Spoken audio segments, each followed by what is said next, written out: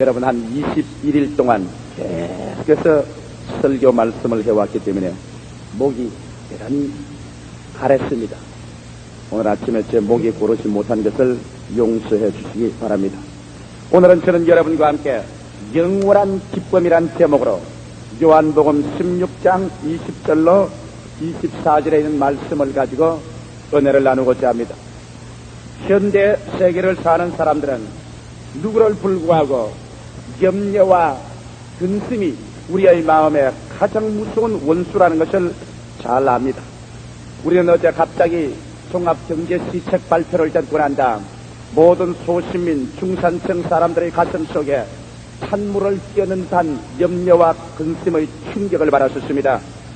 달러가 갑자기 환율 변동이 되고 전기, 수도, 모든 일반적인 생필수품이 상승하는 바람에 우리는 마치 크게 철수로 얻어맞은 것 같은 충격을 느끼고 어떻게 이 춥고 험악한 겨울을 살아갈 수 있을까 하는 염려와 근심이 우리의 마음속에 충격적으로 다가옴을 피할 수가 없습니다.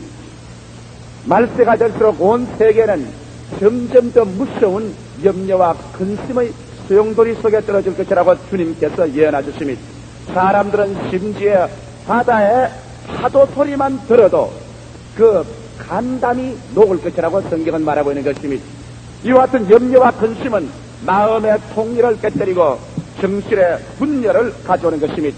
염려와 근심이라는 헬라 원어 자체가 메림나우라고 말합니다. 메림나우라는 말은 루스라는 마음이라는 말과 메리소라는 짜게 뿌린다는 말 두 단어로 이루어진 말입니다. 그래서 염려라는 말은 바로 마음을 짜게 해버린다. 정신적인 통일을 짜겐다. 인격을 분열시킨다. 이와 같은 말이 바로 염려와 근심이란 말인 것입니다. 오늘날 급변하는 세계 속에서 인간 생활은 염려와 근심을 이겨내지 못하고 그 결과로 무서운 속도로 정신적인 불안 노이로제, 정신병 등이 격정해가고 그와 같은 인간이 만드는 가정과 사회와 국가는 평화를 갖지 못하고 분열되고 분쟁하고 싸우는 것은 당연한 일인 것입니다. 이것을 해결하려고 염려와 근심에 묶인 마음에 병든 심령을 치료하려고 인간적인 여러 가지 애를 써도 그것을 치료하지 못하고 있습니다. 요사이 정신병이 매일같이 늘어가고 정신병학자나 정신분석학자들이 여러 가지 일을 하고 애를 써보았지만은 그러나 인간 개인과 가정의 파탄을 몰아오는 이와 같은 정신분열증 현상, 정신적인 노이로제 현상을 우리는 해결하지 못하고 있는 것입니다. 이것을 해결하자면 근본적으로 염려와 근심을 치료해내지 않으면 안 됩니다. 오늘날 사람들은 염려와 근심을 치료하기 위해서 일시적으로 술을 마셔서 알코올로서 그 심령을 마비시킵니다. 혹은 젊은 청년들이 아편을 마시고 마리주아나를 핍습니다. 또 다른 사람들은 세상의 쾌락에 취해서 일시적으로 이것을 없애보려는 호도책을 씁니다. 그러나 영구한 대책은 생겨나지를 않습니다. 염려와 근심의 문제를 해결하는 근본적인 해답을 갖지 못한 이상 여러분의 생활 속에는 결단코 행복은 다가올 수 없습니다. 분열된 인격을 가지고 분열된 마음을 가지고 여러분 우리 마음속에 행복과 기쁨이 다가올 것이라고 아무 사람도 주장할 수 없습니다. 더구나 예수 믿는 교인들이 마음과 정신에 있어서의 분열이 이루어지면 그런 확실한 신념과 믿음에 도착할 수 없습니다. 야고보서는 말하기를 마치 바람에 불려 요동하는 바다 물결같이 두 마음을 품은 사람은 무엇을 구하여 하나님께 응답받을 것을 생각지도 말라고 말했습니다. 이러기 때문에 우리 믿지 않는 사회는 정신건강을 위해서 믿는 사회는 위대한 믿음의 능력과 힘을 개발하여 우리의 운명을 창조하기 위해서 우리의 인격적인 통일, 마음의 통일, 마음의 평화, 염려와 근심을 이기는 위력을 반드시 알아야만 되겠습니다. 성경 잠언서 17장 22절에 보면 마음의 즐거움은 양약이라도 심령의 근심은 뼈로 마르게 하느니라고 했고 잠언서 18장 14절에는 사람의 심령은 그 병을 이기려니와 심령이 상하면 그것을 누가 일으키겠냐고 말했습니다. 벌써 수천 년 전에 하나님의 성령께서는 마음의 기쁨을 가지고 있으면 이것이 귀한 양약이 된다. 그러나 근심이 오면 폐가 썩어난다고 말했습니다. 또 마음에 기쁨이 있고 신념만 있으면 그 여러 가지 육신의 병과 가정과 생활 환경의 병을 능히 이길 수 있다고 말하셨습니다. 그러나 마음이 상하면 이를 일으킬 자는 아무도 없다고 성경은 말하고 있는 것입니다. 마음의 즐거움, 심령의 기쁨만이 인격의 통일을 가져오고 희망을 불어넣어주며 내일을 향한 전진의 원동력이 되어주는 것입니다. 이렇기 때문에 기쁨을 상실한 개인이나 가정, 사회는 좌절된 사회요, 희망을 잃어버린 사회요, 전진의 원동력을 상실한 개인과 사회가 되는 것입니다. 그러면 오늘 이 시간에 우리는 어디에서 이와 같은 기쁨을 얻을 수 있으며 이 영원한 기쁨을 가지고 인생을 승리한 우리는 성서적인 사건을 알아보고 난다. 우리 스스로도 기쁨의 샘을 발견하여 이 험악한 세대를 헤쳐나갈 수 있는 힘을 얻어야만 되겠습니다. 먼저 우리는 역경은 기쁨의 체험으로 극복된다는 것을 알아야만 됩니다. 사람의 생활이 아무리 역경이 다가오고 시련이 다가오고 고통이 다가와도 내 마음속에 위대한 기쁨의 체험을 하고 나면은 그 기쁨의 체험은 끝없는 샘솟는 힘이 되어서 그 역경을 이기고 나가는 새로운 능력을 나타내준다는 것입니다. 여러분 히브리서 12장 2절에 보면 예수 그리스도에 대한 위대한 말씀이 기록되어 있습니다. 저는 옛날에 이 성경 구절을 읽을 때 이것이 무슨 의미를 말하는지 자세히 몰랐었습니다. 그러나 오늘날에 왔어야 정말 하나님 성령께서 그리스도에 대한 그 평론을 올바르게 했다는 것을 알았었습니다. 예수께서 어떻게 십자가를 걸으셨다고 생각하십니까, 여러분? 죽도 살도 못해서 할 수 없이 걸으셨다고 생각합니까? 그렇지 않으면 이무와 사명감 때문에 걸으셨다고 생각합니까? 우리는 평범하게 그렇게 생각할 수 있습니다. 예수님께서 힘이 없어 잡혀 십자가에 죽었다든지, 혹은 그는 하나님의 아들로서 인류를 구원하겠다는 사명의식 때문에 십자가를 걸으셨다든지, 인류를 사랑하는 뜨거운 마음 때문에 십자가를 걸으셨다고 우리는 말합니다. 그러나 하나님의 거룩한 말씀은 그보다 더 차원 높고 더 깊게 예수 그리스도가 십자가를 걸으실 수 있는 원동력을 여기에 보여주고 있는 것입니다. 분명히 히브리서 12장 2절에는 저는 그 앞에 있는 즐거움을 위하여 십자가를 참으사 부끄러움을 개의치 아니하시니 하나님의 보좌 우편에 앉았으리라고 말했습니다. 이 성경 말씀은 여러분 예수께서 그 십자가에 걸머치고 가시관 쓰시고 양성과 양발의 대못을 박히시고 모든 수치와 곤욕을 다 당하시고 상을 받아 심장이 찢어져 물과 피를 쏟아 그 육신의 생명을 쳐버릴 수 있는 것은 그 앞에 있는 즐거움 때문에 그렇게 했다고 말한 것입니다. 예수 그리스도의 마음속에 솟아오르는 즐거움, 그 기쁨의 체험, 이것이 그로 하여금 어떠한 고난도 어떠한 수치와 곤욕도 이겨낼 수 있는 위대한 위력을 그의 속에 부어주었다는 것입니다. 이러기 때문에 여러분 사람들이 기쁨을 얻기를 원한다는 것은 단순한 것이 아닙니다. 인간은 기쁨이 없으면 그는 살 수 없습니다. 위대한 일을 하는 사람일수록 그 영혼 속에 더 기쁨의 깊은 엑스타시를 체험한 사람인 것입니다. 기쁨의 엑스타시, 그 황홀경을 체험해보지 못한 사람은 위대한 일을 해보지 못한 사람인 것입니다. 그 사람 속에 더 놀라운 에너지가 개발되고 더 무서운 박력이 생기고 박진력이 있었다면 그 사람은 다른 사람보다도 더 깊이 그 인생에서 기쁨을 맛보고 체험한 사람인 것입니다. 이러기 때문에 예수 그리스도는 그 깊은 영광의 기쁨을 체험했기 때문에 그런 능히 십자가의 고통과 그 수치를 걸머질 수가 있었다는 것입니다. 평범한 예로서 여러분 한 가정에 살아도 한 주부가 비록 생활이 어렵고 연탄이 떨어지고 쌀이 모자라고 어린아이들에게 수업료를 못 주고 어려울지라도 그가 그 남편에게 사랑을 받고 있다고 생각하고 자기야말로 세상에서 가장 행복한 여자라고 생각하고 그 마음속에 스스로 삶에 대한 기쁨을 느낄 수가 있으면 그 부인은 어떠한 역경에도 그 가정사를 해결해 나갈 수 있는 위력과 힘이 생기고 필요하다는 남편과 함께 소매를 걷어 제끼고 시장터에 나가서 동창생들의 손가락질을 받으며 흉을 얻어먹어도 개의치 아니하고 거리에서 장사도 하고 노동도 할 수 있는 용기와 힘이 생기는 것입니다. 이 기쁨이란 것은 인생을 새로 창조하는 위대한 셈을 근원이 된다는 것을 잊지 말아야 되는 것입니다. 사람이 옷만 입고 밥만 먹고 그저 가정생활만 하면 산다고 생각하는 것은 오늘날 인간의 가장 저차원의 낮은 생활을 하는 사람들인 것입니다. 사람이 아무리 아름다운 환경을 정비해 놓아도 그들의 마음속에 기쁨이 없으면 그것은 지옥이 되고 마는 것입니다. 아무리 환경이 처절하고 어려운 환경에 있다고 할지라도 역경이 솟구쳐 온다고 할지라도 그 마음속에 영원한 기쁨이 넘쳐나면 그러한 것은 아랑곳 없이 짓밟고 새로운 창조를 가져올 수 있는 힘이 생겨난다는 것을 여러분 잊지 말아야 됩니다. 그러면 예수께서는 어떻게 하여 이와 같은 영원한 기쁨을 체험할 수가 있느냐는 것입니다.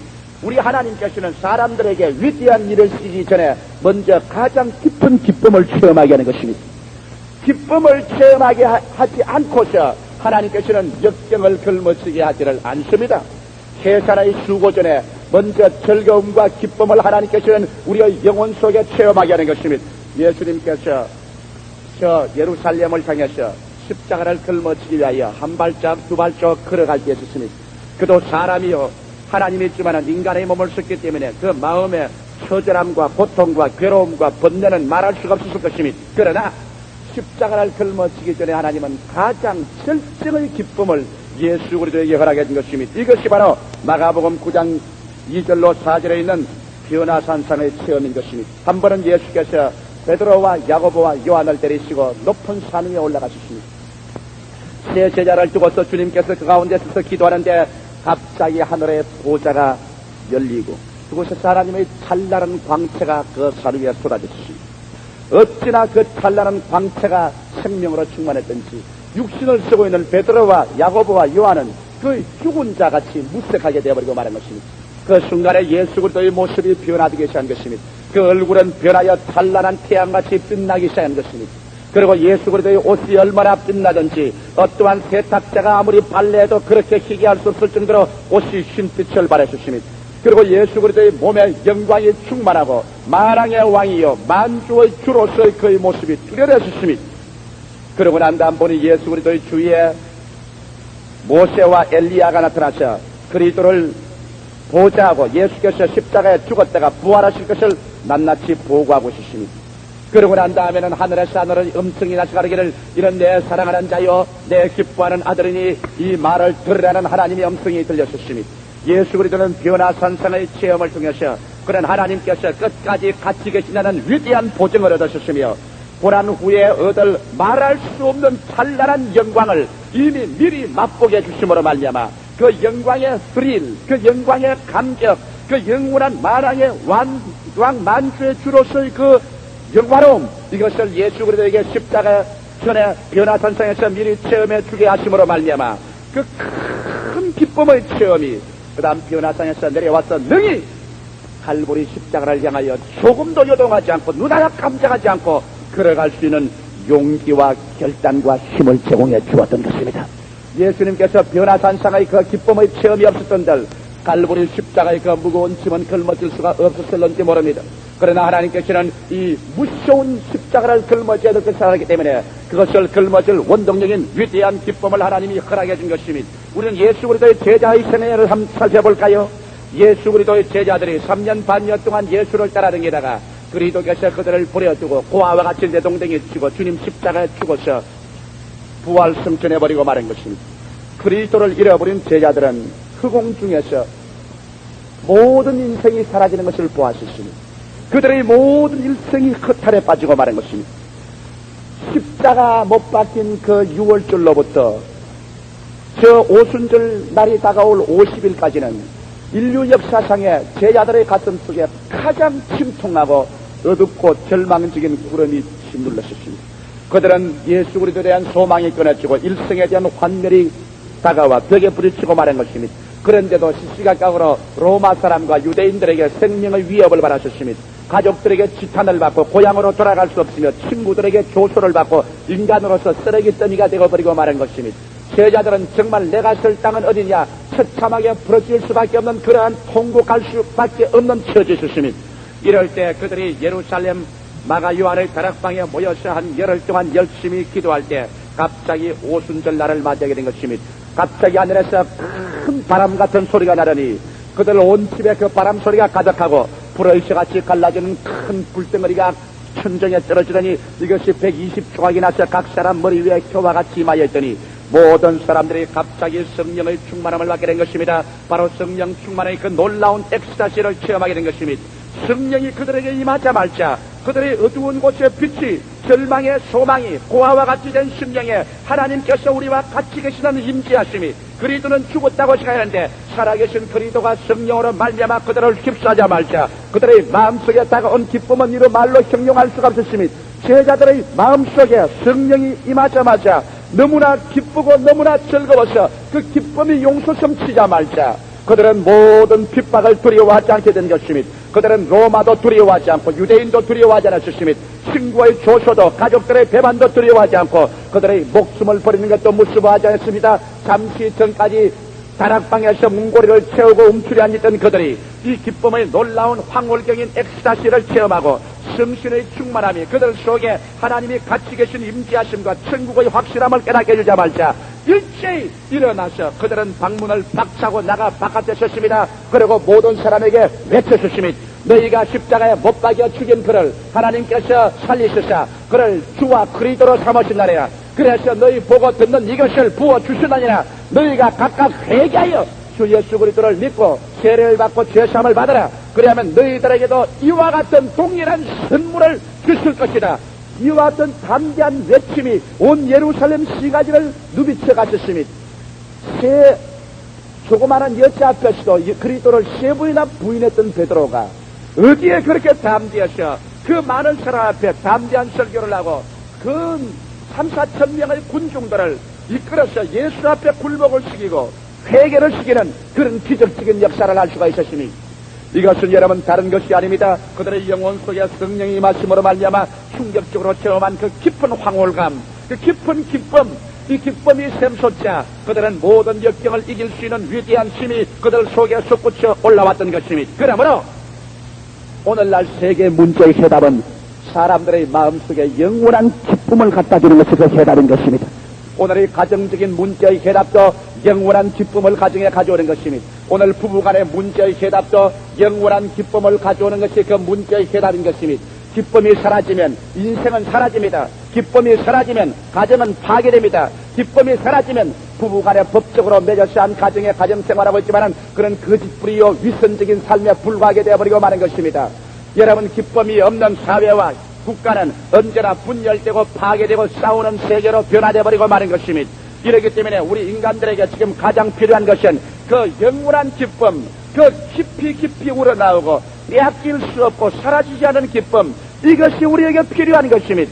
예수께서도 인간에게 기쁨이 이처럼 중요한 것을 알았기 때문에 그가 십자가를 걸머질 때 제자들에게 오단불 땅 한마디기 집 한 채 남겨놓지 않았지만은 그리스도가 말하기를 내가 너희에게 기쁨을 주려니 내가 주는 기쁨은 세상이 주는 것과 같지 않다고 말하셨습니다. 그리스도는 제자들에게 기쁨을 선물로 주고 가셨습니다. 왜 예수께서 흔하게 다른 것 줄 수 있는데도 불구하고 기쁨을 주고 갔을까요? 사람들이 기쁨만 가지고 있으면 시베리아 벌판도 개척할 수 있는 것입니다. 사람이 기쁨만 가지고 있으면 저 간도 땅 건너가서 만주 땅도 개척할 수 있는 것입니다. 사람이 기쁨만 있으면 어떠한 환경도 창조로 변화시킬 수 있는 위력을 나타낼 수가 있는 것입니다. 이러기 때문에 그리스도는 인간의 그 근원적인 원동력을 알았으므로 내가 너희에게 기쁨을 주노니 내가 주는 기쁨은 세상에 주는 것과 같지 않다고 말하신 것입니다. 그러면 우리 세상의 기쁨을 한번 알아볼까요? 오늘 세상 사람들이 노력하고 발부둥 치는 것은 세상의 삶의 기쁨을 얻기 위한 것입니다. 세상에는 밥 먹는 기쁨도 있습니다. 옷을 차려입는 기쁨도 있어요. 그리고 또한 가정을 이루는 기쁨도 있지요. 사업에 성공해서 모든 것이 사람들에게 추앙을 받는 기쁨도 있지요. 세상에는 여러 가지 기쁨이 있습니다. 그러나 세상의 기쁨은 영원하지 못하다는 이것이 큰 결점인 것입니다. 세상의 기쁨이란 마치 살얼음 같아서 잠시 기뻐졌는가 하고서 그게 취했다가 보면은 그 얼음은 깨어지고 깊은 수렁텅이 속에 발이 빠지는 것을 발견하는 것입니다. 요번에 제가 월남을 돌아서 홍콩에 있는 동안에 홍콩의 영자 신문에서 본 영국 정치가의 고백을 보았습니다. 전년에 저명한 영국의 정치가였던 사람이 은퇴하고 난 다음 그가 신문 기자와 인터뷰에서 그런 이런 고백을 한 것이 홍콩의 영자 신문에 나와 있는 것입니다. 영국의 지도자들은 술과 여자에 취해 있다. 그와 같이 말하셨습니다. 그들은 끝없이 술을 마셔서 술에 임백했지 않았으면 너무나 여자를 좋아해서 정신을 못 차리고 있다. 그리고 그는 고백하게 말하기를 그러지 않고야 누가 정치가의 일을 할 수 있겠는가?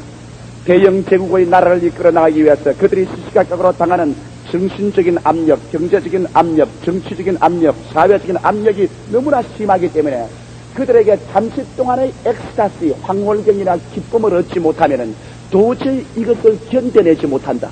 그리고 그들이 어디에서 이 엑스타시를 얻을 것이냐? 술이 아니면 여자다. 그와 같이 그는 공원연이 말했습니다. 그리고 그런 결과로 말하기를 그렇기 때문에 영국의 정치가의 말로가 좋지 않다. 왜냐하면 정치가에서 은퇴하고 나면 그런 가정 파탄을 선물로 받거나 그렇지만 알코올 중독자로서 그 여생을 보내게 된다. 나는 너무나 술을 좋아했다. 나는 술을 마시지 않고는 도저히 내 직무를 할 수가 없었다. 그러나 은퇴하고 난 다음 나는 어찌한지 정상적인 생활로 돌아오게 하려고 술을 마시지 않고도 기쁨을 얻으려고 몸부림치고 있다. 그와 같은 증거를, 간증을 그 홍콩에 있는 영자신문에 발표한 것을 보았습니다. 이것이 여러분 오늘날 세상 사람들이 가는 길인 것입니다. 세상 사람들은 그 엑스타시가 없이는 못 삽니다. 그 지치고 피곤하고 억압된 사회 속에서 무언지 모르게 마음의 돌출구를 얻고 일시적인 황홀감을 얻고 기쁨을 얻어야 다시 내일 일어나서 사업을 하고 생활을 하고 투쟁할 힘을 얻는데 그것을 어디에 얻겠는가? 그것을 얻기 위해서 그들은 술을 찾아가고 여자를 찾아가고 그래서 세상에서 잠시 동안 그것을 취했는가 하면 개똥벌레처럼 반짝하다 사라지고 말고 그 뒤에 다가오는 것은 가정적인 파탄과 심령적인 갈등과 정신분열, 그 다음 육체적인 술중독 이러한 것으로 말미암아 오랜 고생과 괴로움을 겪게 되는 것입니다. 이러기 때문에 세상적인 여러분 기쁨은 없는 것은 아닙니다. 세상적인 죄악에도 쾌락이 있습니다. 그러나 그 쾌락은 잠시 잠깐이요. 마치 바닷물을 마신 사람이 소금기를 마시면 점점 더 목이 말라지는 것처럼 더 마셔야 되고 더 먹어야 되고 더 취해야 되고 이런 가운데서 인간의 고뇌가 있고 괴로움이 있고 몸부림이 있는 것입니다. 여러분 유명한 노벨 문학상을 탔던 어네스트 헤밍웨이가 왜 죽었겠습니까? 그는 문학으로서 빛난 금자탑을 쌓았습니다. 그는 돈을 많이 벌었습니다. 그 책은 인쇄치를 많이 받았습니다. 그는 또 노벨 문학상까지 탔습니다. 그러나 사냥충으로 그의 코를 쏘아서 그는 죽기 전에 그가 남긴 하나의 유서 속에 나는 마치 전류의 흐름이 다 그치고 필라멘트가 끊어진 텅 빈 전구처럼 외롭다고 말하는 것입니다. 그에게 외로움, 그 모든 명예와 금전과 영광을 다 가지고도 그 가슴에 기쁨을 얻지 못한 그 텅 빈 전구처럼 외로운 그 외로움이 그로 하여금 이 세상에 도저히 살아갈 수 있는 힘을 주지를 못했습니다. 이 기쁨을 상실하면 아무런 명예와 지위와 권세도 그 사람을 살아갈 수 있게 하는 원동력이 되지는 못하는 것입니다. 이렇기 때문에 예수 그리스도께서는 성경 말씀 가운데 전도서 2장을 통해서 여러분 한 사람을 세워 이 세상의 모든 부귀와 영화를 다 주어서 그 사람이 그곳에서 기쁨을 얻을 수 있는가 하나의 시험적 재료로 사용한 적이었습니다. 이가 바로 이스라엘의 위대한 왕이었던 솔로몬이었습니다.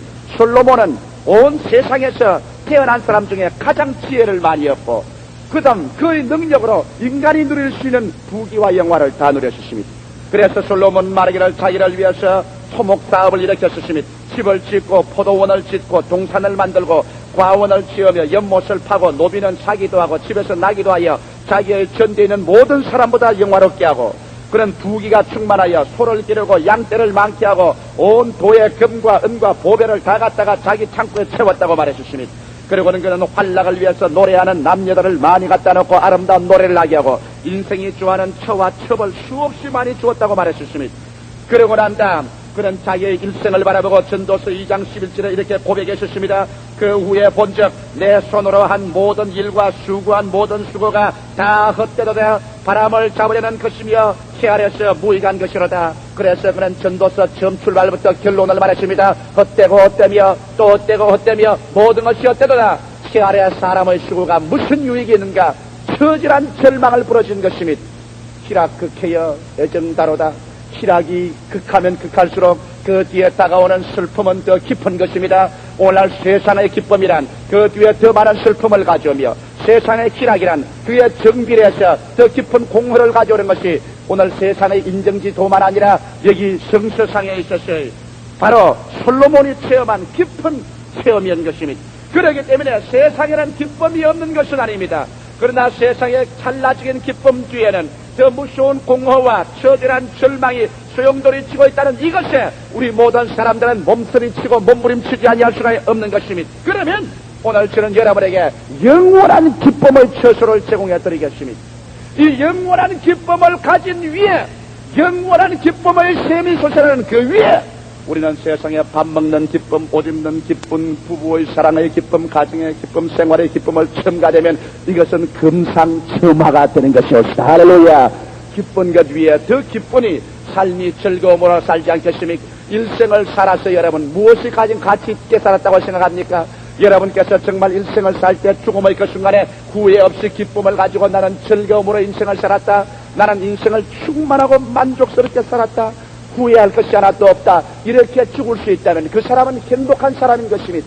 이 세상의 모든 것을 다 누리고도 항상 염려와 불안과 공포와 불평을 가지고 살았다면 그 사람은 인생을 휴지통 속에 던져버리고 사는 인생에 불과한 것입니다. 그러면 어느 곳에 가서 우리는 영원한 기쁨을 얻을 수가 있을 것입니까? 나는 여기에 네 가지 조건을 여러분에게 제공하겠습니다. 첫째로 우리가 영원한 기쁨, 빼앗길 수 없는 기쁨을 얻는 데는 중생의 기쁨이 있어야만 되는 것입니다.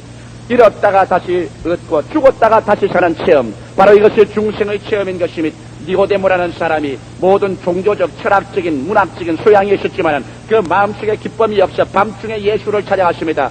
당신은 하늘에서 온 선생인 줄 아나이다. 주께서 당장 말하기를 내가 진실로 내게 이르니 사람이 거듭나지 아니하면 하늘나라를 볼 수 없느니라. 하늘나라란 바로 기쁨인 것입니다. 그때 니고데모가 말하기를 내가 나이 이래 늙었는데 어머니 뱃속에 들어갔다가 다시 나와야 됩니까? 아니라 사람이 물과 성령으로 거듭나지 아니하고는 하늘나라에 들어갈 수 없다고 예수께서 말한 것입니다. 물은 바로 하나님 말씀과 회개를 말하는 것입니다. 우리가 하나님 말씀을 듣고 회개하여 그리스도를 구주로 모시면 하나님의 성령이 와서 우리를 거듭나게 해주시는 것입니다. 여러분, 우리가 거듭나면 어떠한 변화가 다가옵니까? 신분상의 변화가 다가오는 것입니다. 우리는 죄인에서 용서받은 의인이 되고 세상의 마귀의 자식에서 하나님의 자녀가 되고 삶의 목표가 분명해지고 삶의 가치가 뚜렷해지기 때문에 내가 어디에서 와서 무엇 때문에 살며 어디로 가는가 이것을 분명히 하게 되는 것입니다. 사람이 자기의 좌표를 상실하고 행복을 누릴 수가 없습니다. 옛날에 장항에서 어떤 처녀 한 사람이 자동차 사고가 나서 기억상실증에 걸려 자기 주소와 이름과 번지수와 부모의 이름을 읽고 신문 광고 낸 것이 지금 기억납니다. 누구든지 나를 아시는 분은 나를 찾아주십시오. 여러분, 자기를 잃어버린 사람치고 행복을 누릴 사람이 있습니까? 모든 과거를 다 잃어버리고 모든 현재를 다 잃어버리고 미래를 잃어버린 식물성 인간에 대해 앉아있어서 그 사람이 기쁨을 얻을 수 있겠습니까? 오늘날 너무나 많은 사람들이 내일 죽을 것이니 오늘 먹고 마시자 이래서 정신없이 발부둥을 칩니다. 그러나 사람은 자기의 위치를 분명히 발견할 때 비로소 기뻐질 수 있는 바탕이 이루어지는 것입니다. 어디서 왔는가? 무엇 때문에 사는가? 어디로 가는가? 이것이 분명해야 길을 잘못 들어가도 그 목표를 도로 수정해서 올바른 방향을 잡을 수가 있는 것입니다. 오늘날 예수 그리스도를 구주로 모시고 그 십자가의 보배로운 피로 죄사함을 받고 성령으로 거듭나셔 나는 아담의 후예 죄인이요 나는 예수의 피로 구원받고 현재는 하나님을 섬기며 살다가 나의 가는 길은 새하늘과 새 땅과 새 예루살렘과 영생이라는 그 목표가 분명히 설정될 때 비로소 여러분께서는 영원한 기쁨을 얻을 수 있는 바탕이 이루어지는 것입니다. 둘째로 여러분께서 기쁨을 느끼기 위해서는 성령의 충만한 엑스타시를 체험해야 하는 것입니다. 우리가 예수를 믿고 중생하여 하나님 백성이 되고 난 다음 성신의 충만한 체험이 와야 우리의 영혼 속에 불어서 예수 믿는 깊은 황홀감이 우리의 심령을 점령하게 되는 것입니다. 이 말씀을 통하여 날이 가고 달이 갈수록 하나님에 대한 사랑이 내 마음을 넘쳐나는 것을 느낍니다. 오늘 고장로님께서 기도하실 때 하나님 좋으신 하나님이라고 말했는데 나는 성경 말씀을 읽을 때마다 우리 하나님은 좋은 하나님인 것을 느끼는 것입니다. 너무나 좋은 하나님, 좋은 하나님께서 나쁜 것 줄 수 없습니다. 좋은 하나님께서 나쁜 일을 도모할 수가 없습니다. 우리는 좋은 하나님의 백성들인 것입니다. 좋은 하나님께서 말씀하기를 도적이 오는 것은 도적질하고 죽이고 멸망시키는 것뿐이요 내가 온 것은 양으로 생명을 얻게 하되 더 풍성히 얻게 하려 왔다고 말하는 것입니다. 좋은 하나님께서 말씀하기를 사랑하는 자여 내 영혼이 잘됨같이 내가 범사에 잘되며 강건하기를 간구한다고 말하셨습니다. 나는 이 좋은 하나님께서 어떻게 나의 미래를 설계하는지 나는 계산할 수 없습니다. 조물한 머리로 계산할 수 없습니다. 그러나 나의 하나님이 좋은 하나님이요 날 위하여 십자가에 피를 흘려 살찌고 몸치져 주신 하나님을 알기 때문에 나는 아무것도 모르지만 영과 마음과 몸과 생활과 미래를 온통 그 하나님의 발 앞에 내어 던져버리고 주여 나는 믿습니다고 맡겨버리고 마는 것입니다. 성경 말씀 로마서 8장 28절은 말하기를 하나님을 사랑하는 자 곧 그 뜻대로 부르심을 입은 자들에게는 모든 일이 합력하여 선을 이룬다고 말하는 것입니다. 그렇기 때문에 나는 기쁨을 가질 수가 있습니다. 좋은 일을 만나면 좋아서 기뻐합니다. 그러나 역경과 환난과 어려움과 괴로운 일을 당하면 이것조차 주님께서 변화시켜서 합동하여 유익을 이룰 것을 알기 때문에 또한 기뻐합니다. 환경을 보고 기뻐하는 것이 아니라 나는 하나님을 보고 기뻐합니다. 왜? 모든 환경은 하나님 손에 놓여있기 때문에, 우리 하나님께서 모든 것을 변천시킬 수 있을 줄 알기 때문에 역경의 환경을 바라보지 아니하고 환경을 지배하는 그 위대한 하나님을 바라보게 될 때, 그 얼굴에 찬란히 빛나는 웃음과 그 사랑을 바라보게 될 때 마음에 두려움이 없이 그 하나님의 손잡고서 할렐루야 기뻐할 수가 있는 것입니다. 그렇기 때문에 좋을 때도 기쁘고 안 좋을 때도 즐거워할 수가 있는 것입니다. 이것은 바로 하나님 말씀을 통한 영원한 기쁨인 것입니다. 넷째로, 여러분이 가지는 기쁨은 죽음의 기쁨을 가질 수 있어야 그 사람 영혼의 기쁨인 것입니다. 오늘날 세상 사람들은 죽음에 대한 것을 생각하지 않으려고 합니다. 죽음은 다른 사람에게만 일어나고 내게는 일어나지 않으려고 생각하려고 합니다. 나만치 많은 죽음의 장면을 바라본 사람 없고 죽어가는 사람 곁에 앉은 사람이 별로 없을 줄 압니다만, 모든 사람들이 죽음의 그 순간까지 나는 죽는다는 것을 받아들이려고 하지 않습니다. 나는 죽지 않는다. 내가 왜 죽어? 내 친구들은 죽었을지라도 내가 왜 죽는단 말이냐? 왜 하나님께서 나를 죽인단 말이냐? 그럴 수가 없어. 사람들은 마지막 최후의 순간까지 죽음과 반항하며 죽음에 휩든 공포의 눈을 부릅뜨고서 살려고 발버둥을 칩니다. 여러분, 그것이 얼마나 큰 비극적이고 불행인지 모릅니다. 여러분, 우리가 때가 오면 죽음의 기쁨을 체험할 수 있어야 되는 것입니다. 누가 죽음의 기쁨을 체험할 수 있습니까? 예수 믿는 사람 이외에 죽음의 기쁨을 체험할 사람이 누가 있는 것입니까? 여러분, 예수께서 말씀하기를 요한복음 14장에 너희는 마음에 근심하지 말라. 하나님을 믿으니 또 나를 믿어라. 내 아버지 집에 있을 곳이 많도다. 그렇지 않으면 너희에게 일렀으리라. 내가 너희를 위하여 처소를 예비하러 가노니 가서 너희를 위하여 처소를 예비하면 내가 다시 와서 나 있는 곳에 너희도 함께 있게 하리라고 말씀한 것입니다. 이 예수께서 우리 앞서 죽으셨다가 앞서 부활하사 승천하고 성령을 보내심으로 그 말이 거짓되지 아니함을 확실히 증거하는 것입니다. 그리고 바울 선생은 말하기를, 만일 땅에는 우리의 장막집이 무너지면 손으로 짓지 아니한 영원한 집이 우리에게 있는 줄 안즉 내가 차라리 이 몸을 떠나 그리스도와 함께 있을 욕망을 가진 것이 더 좋다고 말한 것입니다. 베드로는 말하기를, 내가 이 장막집을 떠나 그리스도에게 갈 날이 가까워왔다고 말한 것입니다. 이러기 때문에 예수 믿는 사람들에게는 죽음은 바로 영광의 문인 것입니다. 죽음을 통하여 육신의 장막집을 벗어버리고 영광의 문을 통하여 들어가면 거기에는 계시록적인 영원한 세계가 증가되는 것입니다. 눈물과 근심과 탄식과 고통과 이별이 없는 것, 만물을 새롭게 한 하나님의 품속에서 그 사랑으로 말미암아 이 땅에서 사는 것보다 더 뚜렷이 살아서 영원한 세계 속에서 주와 함께 누리는 궁극적인 평화와 기쁨의 세계가 전파되는 것입니다. 우리는 이것을 지금 믿음으로 받아들이고 성령의 확증을 마음에 받고 있기 때문에 죽음의 기쁨이 우리에게 다가와 있는 것입니다. 궁극적으로 언제 죽어도 나는 슬프지 않다는 것입니다. 여러분, 저는 비행기 여행을 많이 하는 사람입니다. 끝없이 비행기 여행을 해야 됩니다. 안 하려고 해도 제가 죽을 병에 들었을 때 날 살려주면 5대양 6대주로 다니며 복음 증거했다고 서약한 것이죠. 나만침 집을 떠나기를 원하지 않은 사람은 없을 것입니다. 저만침 고독을 싫어하는 사람이 없습니다. 나는 혼자 있기를 좋아하지 않습니다. 그리고 집 떠나기를 대단히 싫어하지만은 그러나 하나님은 계속해서 보냅니다. 명년만 하더라도 정월 17일 날 제가 미국을 떠나면 2월달 보름 동안을 스톡홀름의 필라델피아 교회에서 스웨덴에서 집회를 해야 됩니다. 홍콩을 통해서 오면 3월 말에 가서는 또다시 영국 론던의 로이al 알버트 홀에서 영국 대영 제국 부활절 기념 예배를 거기서 인도해야 됩니다. 거기서 또 뉴욕을 통해서 구라파 미국에는 우리 교회를 돌봐주고 와야 됩니다. 8월에는 세일론에 가서 거기에 총회를 인도해야 됩니다. 10월에는 카나다에 가서 카나다 선교회를 인도해야 됩니다. 그 다음 남아프리카에 갔다 와야 됩니다. 가기가 싫습니다. 비행기 스케줄을 짤 때마다 내 마음속에 생각합니다. 이번 비행기 스케줄을 짜고 난 다음 내가 다시 돌아오지 못할지 모르겠다.